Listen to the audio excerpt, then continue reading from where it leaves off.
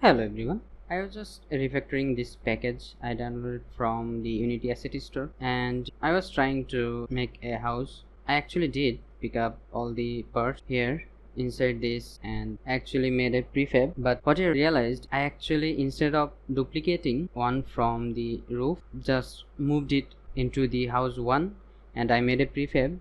So now if I want to put it back, I can't. I can do it anyway because this is a prefab, and if I open the prefab, I can actually move it to anywhere I want, but the problem arises that I cannot make it so that I can put the roof inside the actual roof in the hierarchy, because this open the prefab not actually in the hierarchy. So a really good trick, actually. I didn't know that this is my prefab and I am not inside the prefab and I am in the scene. So if I duplicate it, you can see a little plus icon.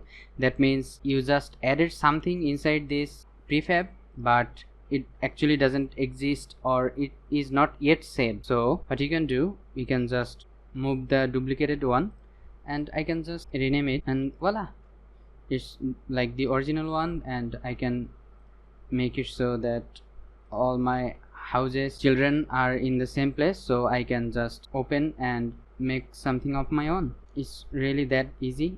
It's interesting actually that you have to understand, if you have a prefab, you have to actually abide by the rules of the prefab. That is, you cannot modify the prefab from outside. So you can go inside the prefab and modify whatever you like, but in this particular case I wanted to move one item from house 1, that is roof, to the original roof, because I actually moved it to house 1. So this is actually the trick, that you duplicate it and move it, and the prefab won't bother you, it as it is a additive and not yet saved as inside the prefab, so it won't bother with the prefab rules.